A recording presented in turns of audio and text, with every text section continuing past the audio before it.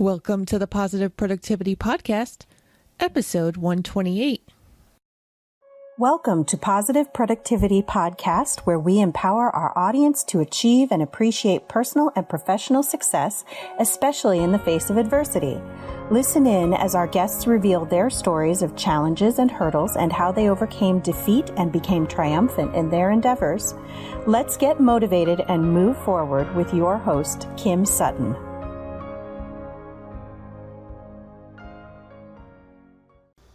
Welcome back to another episode of Positive Productivity. This is your host, Kim Sutton, and today I am thrilled to have Jen Monks, founder of L.I.V.E and a business blogger, here with us. Welcome, Jen. Hi, Kim. How are you? Oh, I am just thrilled that you are here. And listeners, I need to tell you how we met, and I've already told Jen how tickled I was, but she included me in her blog article, 15 Motivational Podcasts for Women Who Love Business. And if you have not yet made a compilation article for your blog, I strongly encourage you to do it. And I'm going to ask Jen to share more. But first, welcome again, Jen. Thank you so much for being here. And would you mind sharing about yourself with the audience? Well, my name is Jen Monks. I am a business blogger for women. I started my blog in 2016, and I started it because I couldn't find a community for women my age, which is the age of over 40. I couldn't find much of a community to help me start a new business. So I have a business degree, and I've been an entrepreneur for years. But I stopped my businesses when I had children, and I was in my mid to late 30s when I had them. So I just came back into what I would call employable state because I had two tiny kids. And when I did try to come back, I just really wanted a community to support me and say, hey, you can do this, and this is how you do it. And I couldn't find that. So I thought, okay, I love to write, and I want to use my business experience. Maybe I will check out blogging. So I took an advanced blogging course just to see if it was doable. And it was.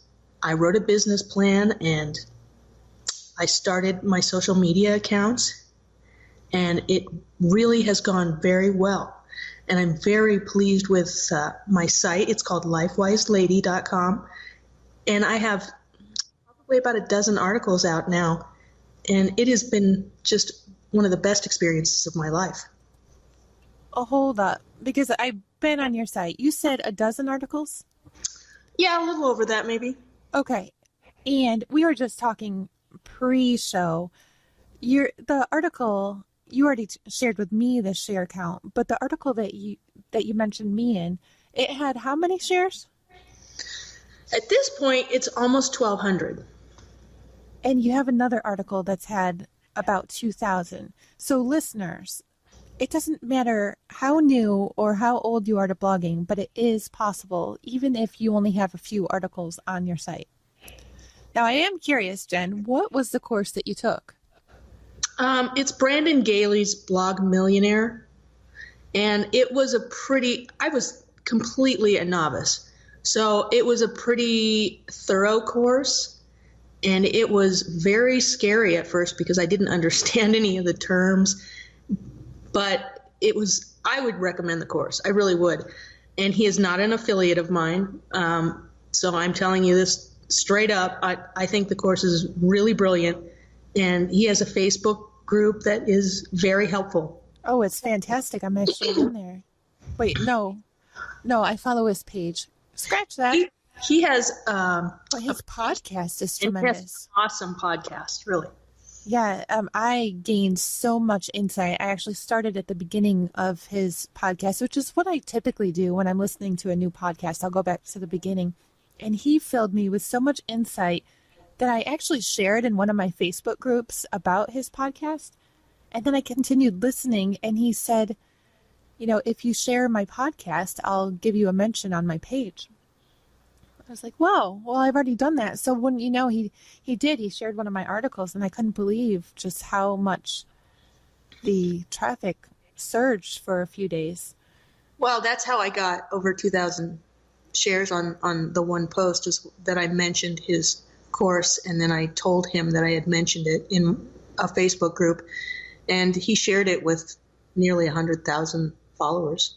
Yeah, that is so tremendous. Let me tell you though, we will include the link in the show notes. And Jen, if there is an affiliate program, we'll put your link in there. So full disclosure, listeners, there are affiliate links. I'm not affiliated with anyone right now, but I might be in the future. So what are some of the biggest lessons that you've learned about blogging so far?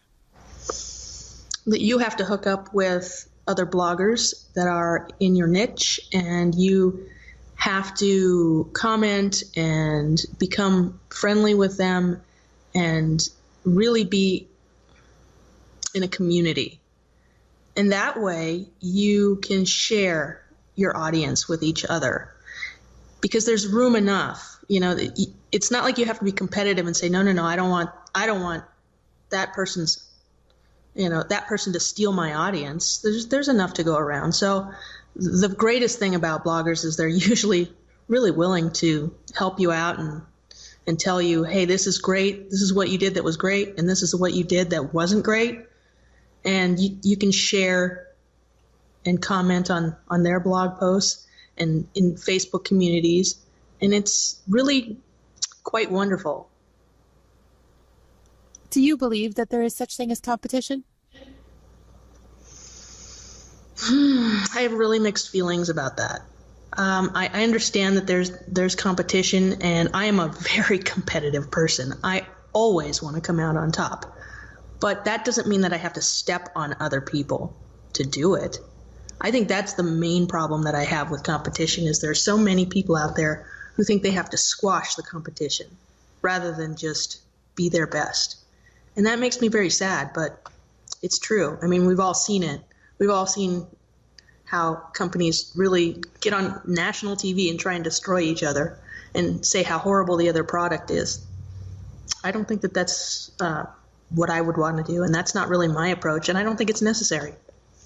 When it comes to individual entrepreneurs such as you and I, do you think that competition has anything to do with inner struggles? And I'm not saying that you're struggling. Personally, I am competitive, but it is with myself. Like, I am constantly challenging myself every day to be a little bit more productive than I was the day before. Or this might sound silly, drink more water than I did yesterday, because I don't drink enough. So it's I gamify my business to the point that I compete with myself and my prior performance. Well, I think that's great, and that's healthy. That's the healthy kind of competition you want. Even if you have friendly competition with another podcaster or another blogger, and you say, oh, yeah, well, I'm going to try and get to this many followers or this many listeners this month, and you have some sort of friendly competition going on, that's very, very good for your productivity and very good for your numbers. But at least it's not destructive, and you're not trying to hurt each other. So I think if you're competing and saying, okay, I want to double my followers and double my listeners in 2 months, that's healthy. If you're saying, I'm going to take all the competition's readers or listeners, that's unhealthy. Oh, absolutely. I completely agree. Yeah, it's just a matter of, I want to be able to sleep at night, and I don't want to hurt anybody, and I don't want to take from them. I just want my business to grow to where I think, I can have a good life without being driven crazy, Yes, I love that. And I love, and I've already told you how much I love it. I love your About page, which you've actually titled Read My Story. Can you share more about your story with the listeners? Well, yes, I have, as an adult, I have had a major injury where I was taking a mirror off of a wall, and it broke, and I won't go into the gory details, but it did cut everything. And I have permanent nerve damage, and it was to my left hand. I'm left-handed. It landed on my wrist. So I had to relearn how to use my hand, my dominant hand, by the way.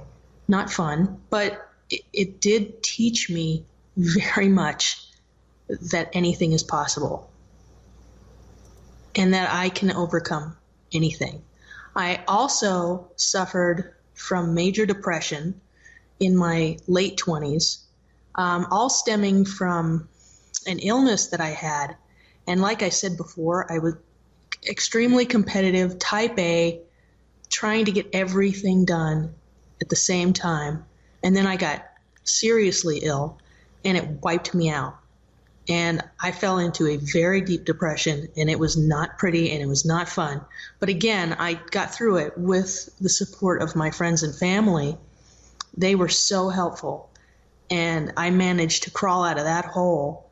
And now I am determined to never, ever go that dark again. It was a very, very destructive thing to do to myself in part. Now, part of it's external things that happen, but part of it is internal and how I handle stress, how I keep myself from overwhelming myself with things that aren't as important as I once thought they were.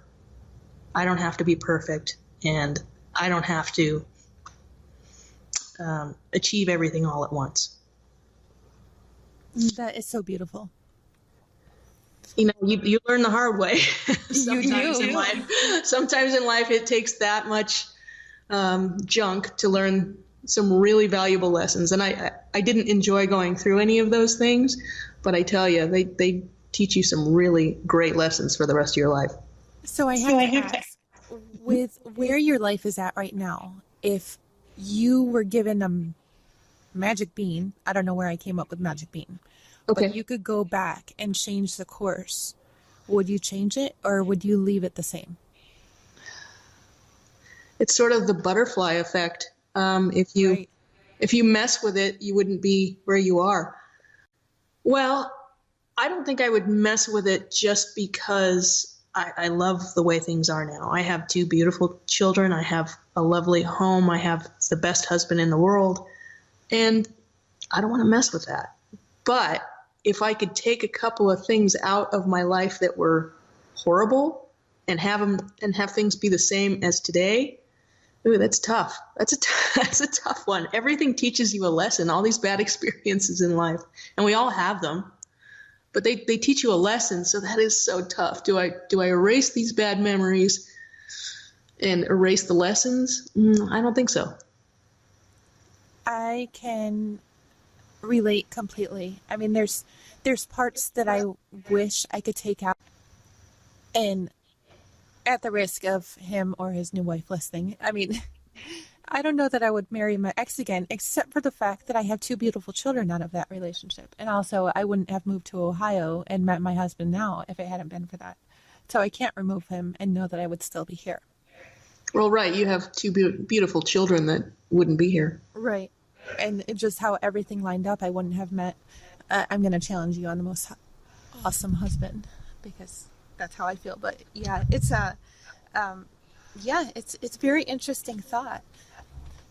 So along with, you were doing construction, if memory serves me right. Yes, I've done so many things. Let's see, I've been a I had my own personal training business. I have been a Mary Kay consultant, and I've had my own remodel and construction company. So that's a pretty eclectic mix, and they basically taught me all sorts of things. Each business was vastly different from the others. And the construction business, that's when I got my injury. And you were doing Mary Kay at the same time that you were doing construction, weren't you? Yes, on the weekends and evenings. I was getting pretty grubby and dirty during the days, and I wanted to not only make a little money but keep in contact with my more feminine side and wear makeup and dress up at least on the weekends sometimes.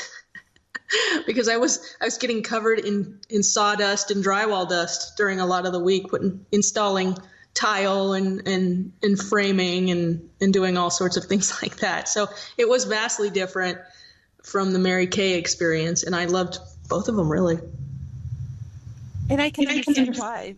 I mean, I got into interior architecture because I loved how my grandfather actually, he did a lot of construction, and I loved that dirty side, even though interior architecture was totally not dirty as far as what I was doing.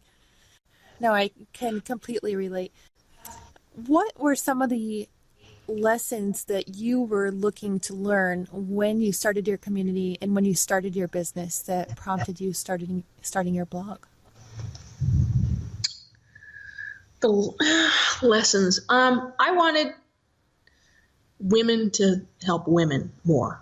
And I wanted a community where, we're still only making 78 cents on the dollar to a man, and we're still struggling in a lot of ways. And I thought, well, we've got the power of the purse, really. I mean, women, especially over 40, we control a huge chunk of the spending in each household. So why don't we support each other building businesses? And it struck me as so important that I just wanted to pursue it. Something that's inspired me since I started my very first business, and that was I guess it was 12 years ago, was that Martha Stewart did not start her catering business until she was 38. Now, in full disclosure, I just turned 38 this year, and I have always used her as a little bit of inspiration. I don't know that I'm going to be as big as she is someday. I don't know that I want to be that big. I like my privacy, and I don't know that I'd want to leave my house and have paparazzi following me, right? Exactly. I can relate. I don't know that I want to have people shuffling through my garbage. No, absolutely not. I mean, someday when we get to build our dream house, we're planning on having a fence around it, and it will be in the middle of nowhere in Ohio, where, it will take a while for anybody to find. And, maybe we'll be in the middle of cornfields too. But what does your vision of success look like? I would love to eventually have some sort of online course to help women start their businesses and thrive in them. I would also like to write a book, and I want to build more of a community, just because I think that in this day and age, we're almost so separate because of the internet and cell phones, and we're supposed to be on social media, and sometimes it's not very social. Sometimes it's very lonely, and it's very important to stay connected and be supportive of each other. What are your favorite platforms for social media when you are on? I started on Twitter, and I really love it because it's interactive. You're virtually having a conversation with somebody.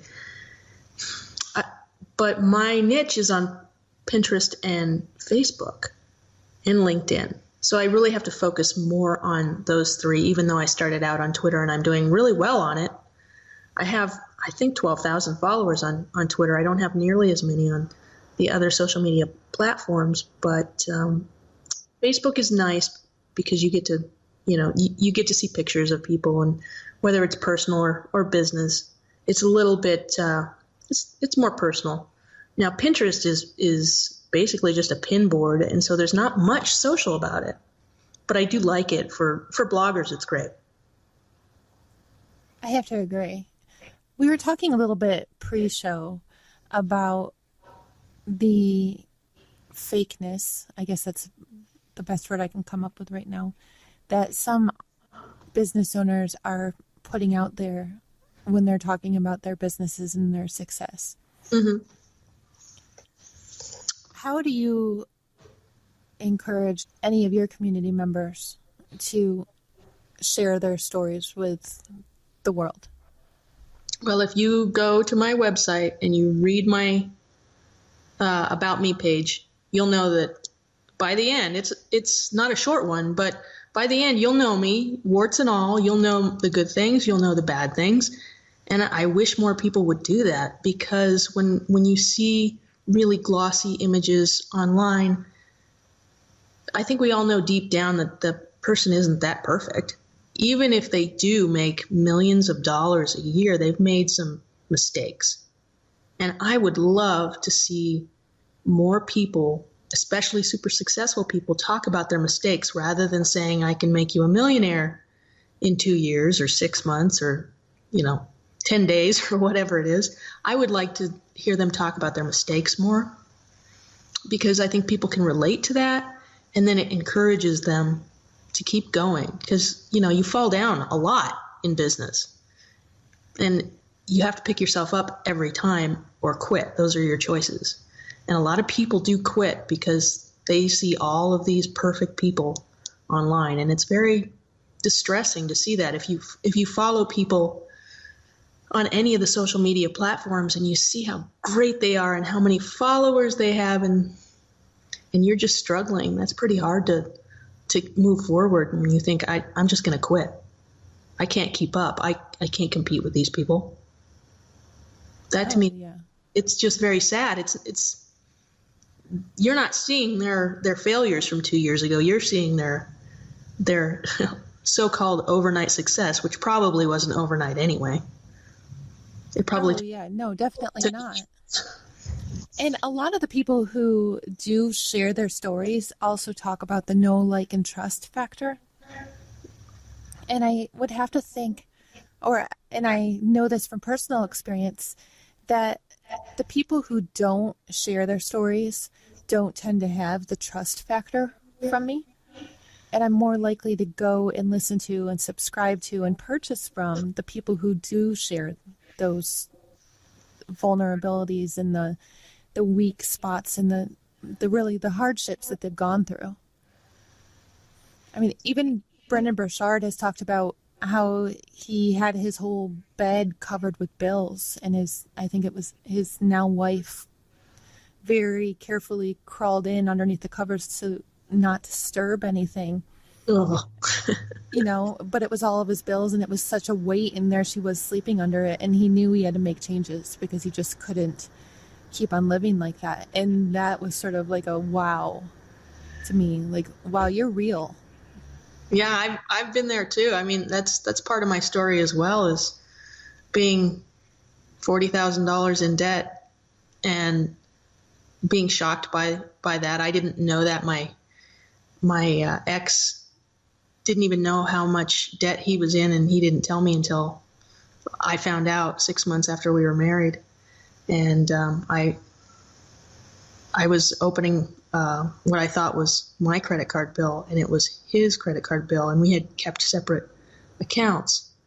And all of a sudden, I realized he was several thousand in debt, and then I looked at the rest of his accounts, and it added up to $40,000. He didn't know it was anywhere near that because he was paying the minimum, and it was so difficult, that period of time. And I, like I said, type A, I pay my bills on time. I make sure I don't overspend. I'm very precise on that. And to have that happen to me was like a ton of bricks falling on me. And it was painful. But, it's another one of those painful experiences that I don't want to repeat. And I'm not sure if I would erase it from my history or not. It was very painful for a couple years trying to pay all that off, but we did it. And it taught me another lesson. I'm sure it felt like, and I'm just trying to remember the name of the company. What was it? 1-800 Credit Report. Mm-hmm. Do you remember the commercial where the guy gets married and he didn't realize the debt that his wife had, and now they're living in his parents' basement while they try to pay everything? I almost cried when I saw that commercial. It hit a little too close to home. I was like, oh no, somebody read my story. No. Right. Okay. So you're building your business now, but you have the type A personality, and you're really dedicated to paying your bills off in time. But I do know, you're married. Is there another source of income coming in? Sorry, I know that's a really personal question. No. Right now I'm working on the monetization of my blog, and that's a very, very tough thing to do. Mm-hmm. But it is completely doable. I think that people need to really consider this. Now, let me just say, I don't know if I was very clear. The whole debt thing happened with my first husband, and that was when I was 24. Right. So years later, I have accumulated enough savings, and I got remarried, and my husband has a stable job, and we had kids, and we, like I said, I'm pretty planned out. We wanted to make sure that we had enough so that I could stay home for a couple of years. And now that my kids are back in school, I want to start, building an income again. But right now, we saved up and had a plan to where we could rely on his income for a while. And a lot of people don't have that, but I think it's so important for people to understand when you're starting a business, you better have the support of your partner. And you better be able to go for a while without much income. And I really think that's where the business plan comes in. You have to, or you're just making your life a chaotic mess, and you could end up losing that partnership with the person you love. In full disclosure, when I had my first company back in 2005, it was a online craft retailer, and I made all the worst mistakes possible, including purchasing a ton of inventory on credit cards. So I do have to confess, I put my ex through that, but I learned many valuable lessons of my own, including that credit cards shouldn't be used that way. I mean, I had no guarantee that inventory was going to sell, and I'm embarrassed. I don't even want to know how much there was. I mean, it was more than 40, though, I can tell you that much. Well, that's the thing, that most people think that I love this business. This is the business I was destined to do. It's something that is my passion. Just because something's your passion doesn't mean it's going to make you money. And it doesn't mean it's going to make you money right away, for sure. So that's where I really emphasize having some sort of plan and getting your partner on board, because there's so many instances that I hear of where the partner is really mad in 6 months because you're still not making it. You're still not making a livable income, and 6 months is nothing. Most people aren't making much for several years. So, just be patient and also have a plan. Maybe you have to do something as a side hustle for a while, because it's really hard on the other person to be the sole support financially. Financially and time-wise. I mean, I know my husband gets so much weight from the house on him while I'm trying to build. Yes, I would completely agree. You have to not only have the support from them financially and a plan, you have to also divvy up whatever tasks are around that you have to do, whether it's child rearing or just taking care of the house maintenance, house cleaning. Boy, you really have to make sure that everything's clear. You're taking care of this and I'm taking care of that. If your business started producing the income that you wanted today, plus some, what would be the first expenditure that you would make? I am really big on making life easier. I would want, if I could just wave a magic wand and I had plenty of money, I would love for somebody to come in and clean my house and just clean up after my kids, do my laundry for a couple hours a day and leave. That would be the perfect thing for me. If I could have anything in the world, that would be great. And I think a lot of people would say the same thing. If they could just get these tasks out of their way, they could enjoy life a little more, and they wouldn't have to take time away from their kids or their spouse because they're busy doing laundry or catching up on some sort of home repair or just trying to finish something up in their work that they just didn't have time to do. So that would be my personal wish list. Oh my goodness. I was actually working on today's blog article right before we hopped on this call, and I and I was chatting or chatting. I don't know. I don't know why I call it chatting in a blog article, but I think you get the point about how I would love Mary Poppins or my fairy godmother to come in and wave their wand and for all the dishes to be done and the laundry to be done. That'd be great. Oh my gosh, it would be so perfect because you wouldn't need much, just maybe an hour or two of every day, just somebody coming in and tidying up and doing these little things of laundry and dishes and maybe run an errand or two, and then boy, wouldn't that make life fun. Going to the grocery store? I mean, I've tried to do the online ordering before. However, they are always booked out, like 2 days as far as pickup. And that never works because I never think to order online my groceries until the day that I need them. Exactly.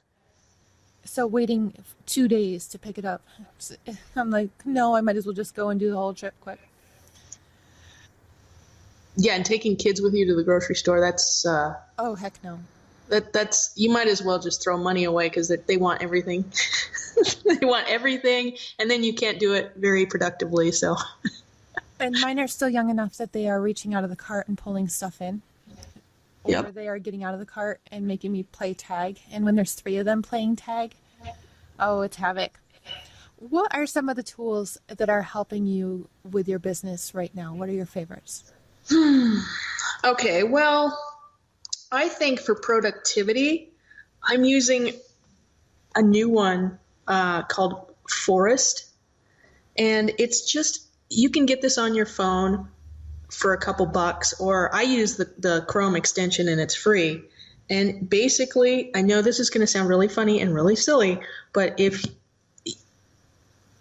you turn this Forest app on, it's 25-minute timer, and you're supposed to just stay on whatever task you're on for 25 minutes. And at the beginning, it plants this virtual seed. It's a little tiny baby tree. And then if you make it all the way through, the app pops up and says, congratulations, your tree has grown. And it sounds really silly, but you don't want your tree to wither and die. If you leave what you're doing, it'll wither and die. And so it psychologically keeps you on task. So I love that one. I've been using that for a couple of weeks now, and it's really cute and it's free. I love that. And funnily enough, my distractions are called squirrels. I call them squirrels. So that's perfect. I'm going to need to get that. You said Forest, right? Yeah, it's Forest. And I think it's the Pomodoro technique. That's you work for 25 minutes and then you take a 5-minute break. So I'll grow a tree and then I'll go, I'll go do whatever, some sort of non-work related task for 5 minutes. I'll either do, push-ups or sit-ups or go do laundry or I'll, whatever, because I work from home.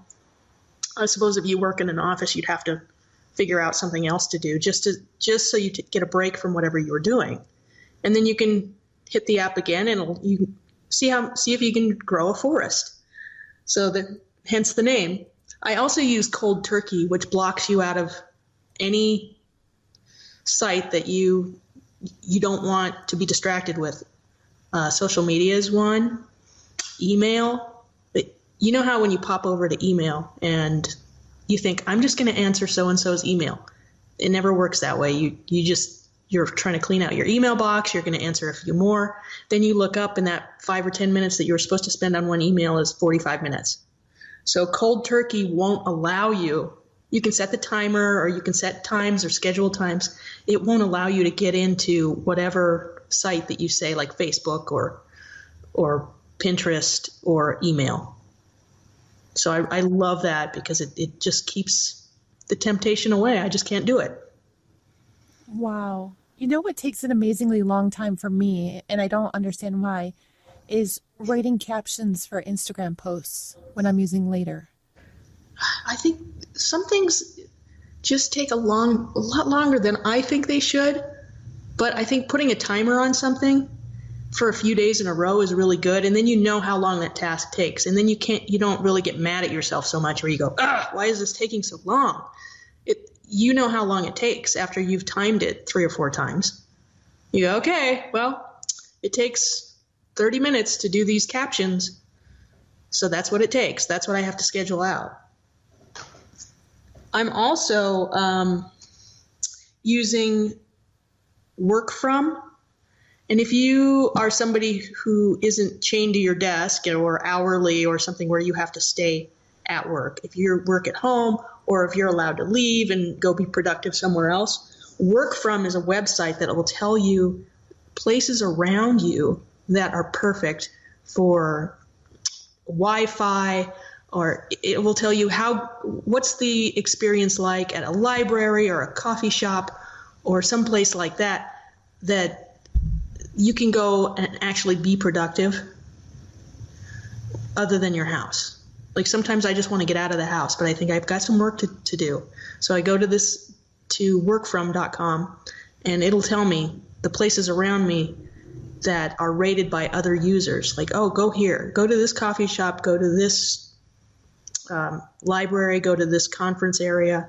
And this has excellent Wi-Fi. This place has good coffee. This place has low noise.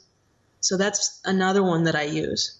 Oh, that's awesome. Listeners, just in case you're wondering, you can find all these great links and also all the links back to Jen's website at thekimsutton.com/pp128. I'm also experimenting with themed mornings because I find that I am a little more productive in the mornings, but I'm sort of scattered because I have so many things on my to-do list every day.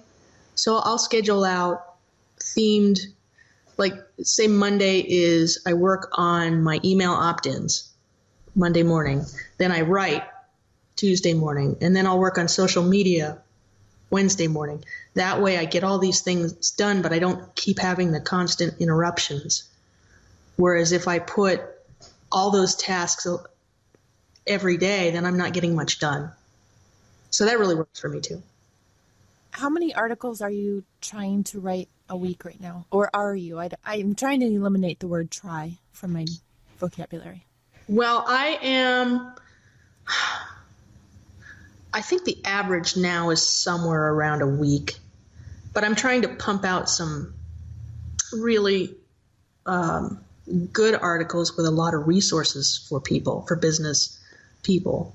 I'm not just trying to give you my opinion, which is okay, but I see a lot of that online, and I figure what is needed is I'm a good researcher.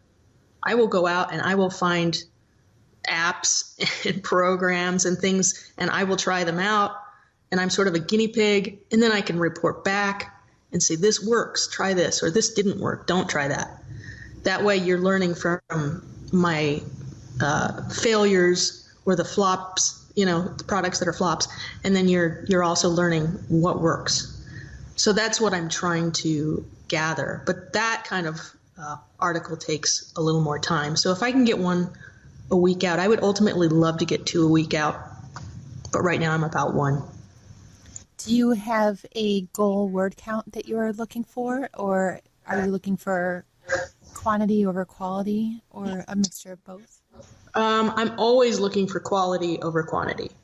I think there's a lot of people who pump out a lot of blog posts that don't get very many shares, but they pump out one a day. Well, I would rather pump out one a week that got just as many shares as all 5 of theirs. That it just seems to me that you're spinning your wheels if you're trying to do that. You're supposed to spend about 20% of your time writing and 80% promoting your post in blogging. So if you're spending so much time writing, then you're not even promoting, and nobody's going to see your product anyway. Nobody's going to see that great content. So I would rather put out fewer. But as far as word count goes, anywhere between 700 words and 2,000 words, it's usually more between, mine are usually between 800 and 1,100.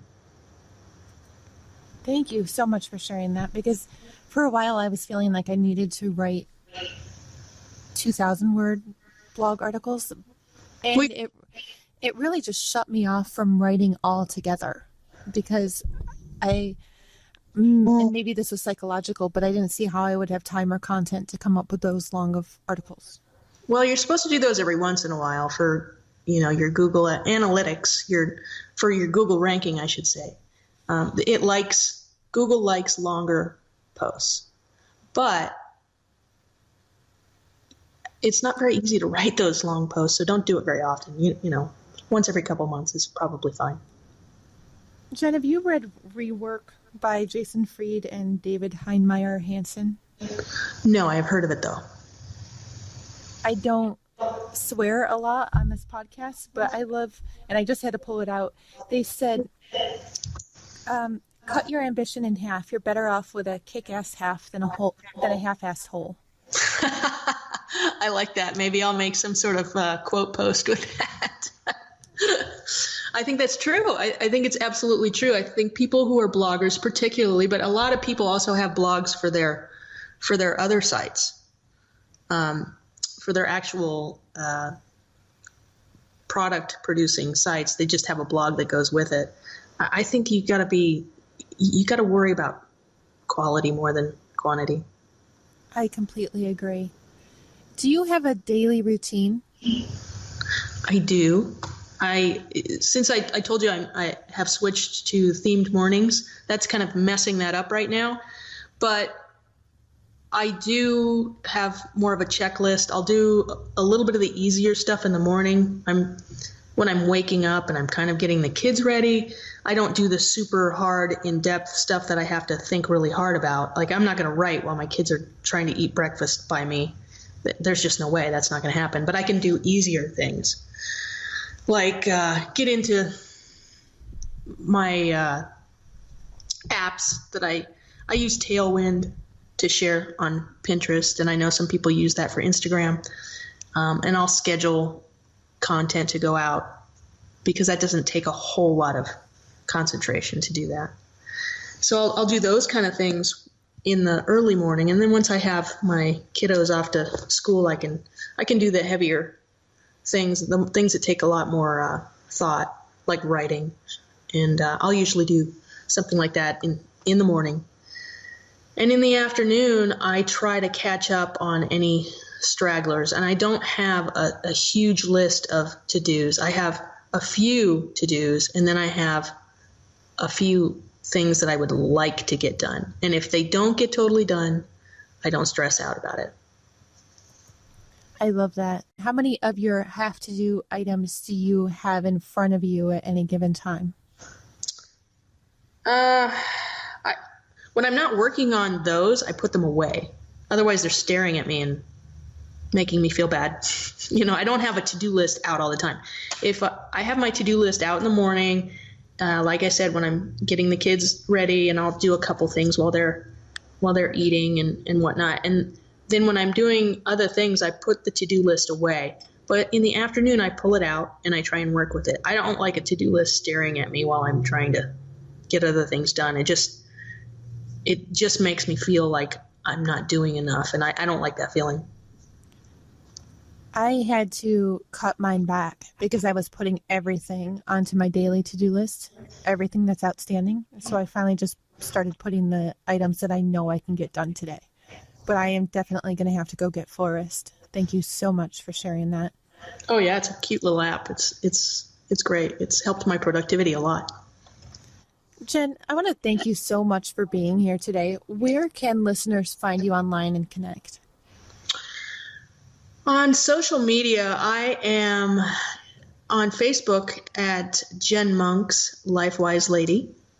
I am on LinkedIn and Twitter and Pinterest at LifeWise Lady. You can get to all of those social media platforms through my website. On the homepage, it's lifewiselady.com.